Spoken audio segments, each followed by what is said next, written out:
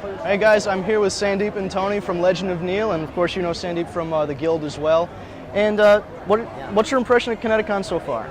It's a great con. I love it. It's we just came from Comic-Con, which is giant and fun, but this is really nice because you really get to spend time with your fans. Yes. And there's not that mad sort of epilepsy-inducing like lights. You know, it's not so crazy. So it's like I don't know. It's more intimate. It's more intimate. We really like it. It's a lot of fun. Speaking of which, how was San Diego? How was the experience there? Because I know you guys got a really good reception. It was great. Comic-Con was it was pretty intense this year. There's a good amount of fans there, and we've actually seen a good amount of fans here too. But yeah, Comic-Con was nuts as always. 130,000 people in 4 days. Wow. We both had seizures several times. Both had seizures.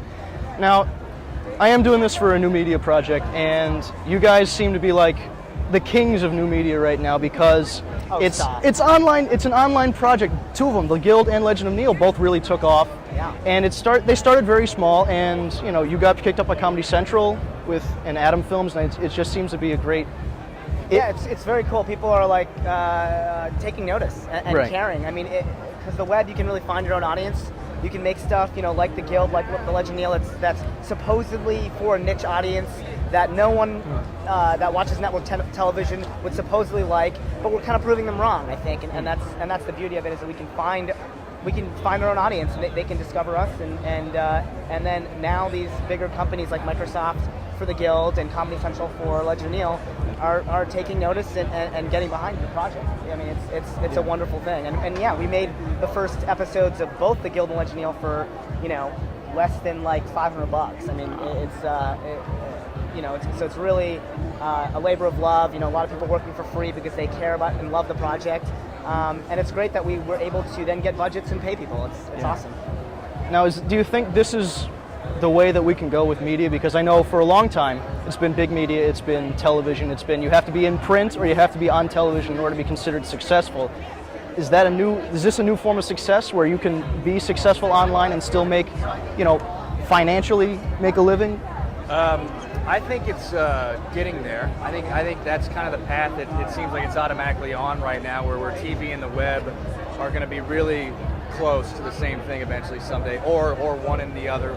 You know, you can do smaller things on the web while TV's still on a larger scale. But yeah, I think the whole game has changed now with what you can do on the web and the way things spread and the way people can watch something whenever they want.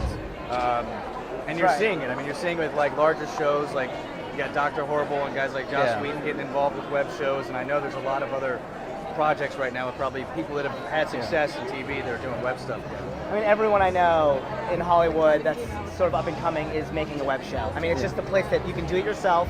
You can have the creative freedom to, you know, write and to do whatever you want. There's no one telling you no. And you can self-distribute very easily, and you can reach millions of people at the click of a button. I mean, that's never happened before in the history. And I like the short format that you have.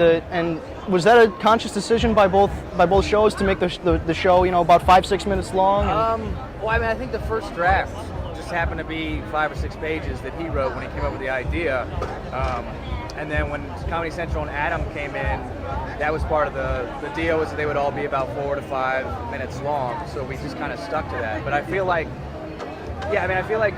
for a web show, I think it works out better sometimes in shorter chunks. Like, you know, especially if someone's at work and they're checking something out, if it's 5 to 10 minutes, they can check it out without their boss coming by and firing them. Right. They can't really spend 2 hours watching something at work. I feel like you guys get to the dialogue and like the plot a lot quicker than some shows on TV. You like stretch it out. You gotta be pretty rapid paced. I mean, like when you're trying to squeeze so much plot, into a 5-minute episode, you just have to get to the point and get to the jokes quickly. So. Is it also because your audience might have a shorter attention span being on the internet? It's probably also because I have a shorter attention span and I'm totally ADD. That's awesome.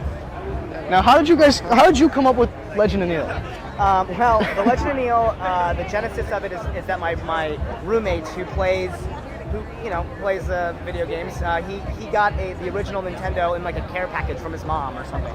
And so we came home and we're like, oh, here's the original Nintendo and here's Zelda. And then he bragged and was like, I can beat this game in an hour, which I'm like, come on, bull. Yeah. shoot. I don't know if you can swear on this.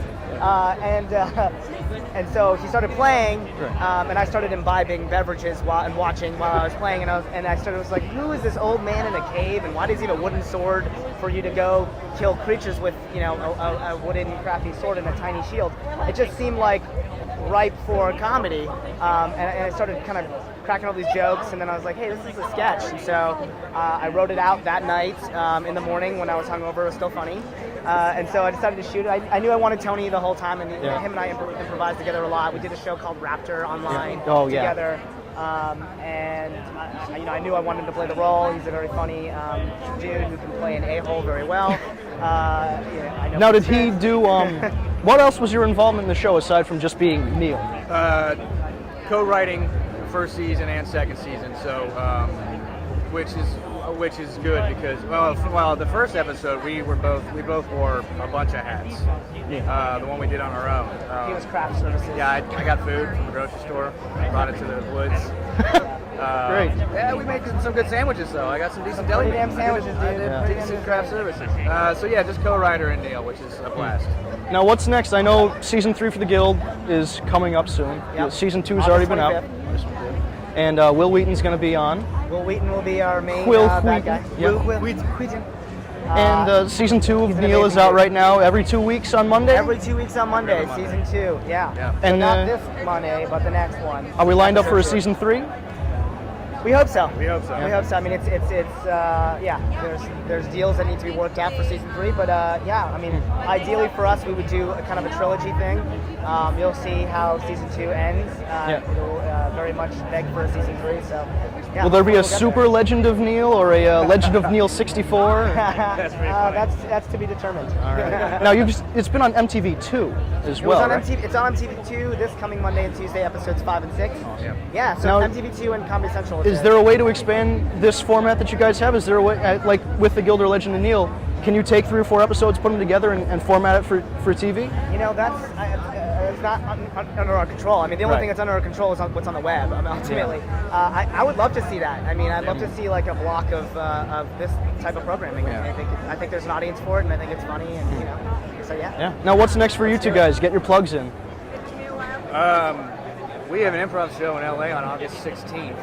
I'll make it for that one. Everybody from Hartford, come to our improv show. Yeah. No, we're both working on some other scripts. I mean, I've got some other things I'm working on, and then him and I together, we've got some ideas we want to do on a larger scale. We got to finish up a lot of this Neil stuff, and then start trying to see what we can do with some other stuff. Basically, Neil has taken over our lives. Neil 2 and the Guild has taken over my life. So I will worry about those projects as soon as I'm done cutting season 2. All right. But yeah, there's plenty more to come. That sounds good, and I think there is a big future for this kind of media. So I'm excited. I'm graduating next year in May. Awesome! with- Congratulations! I'll be there. Oh, I'm glad. I'll send you a tweet about it. But it's media and journalism communication, so it's tough for jobs. I know, especially right now. So it's good to see that somebody's doing something outside of the box to make it and still produce content and still be happy with what you're doing. Yeah, great. I mean, if we inspire people to make content, that's awesome. I mean, people should just do it. If you're one of those people who's like, hey, I want to break into the biz, like write something, shoot something, cast your friends, cast people that are funny that you see, and just shoot, make it, do it. Yeah. Well, I guess that's the word. Make it, do it, and thanks so much, guys. Absolutely. I'll- Thank you. Rock and roll. Yes, it's a pleasure.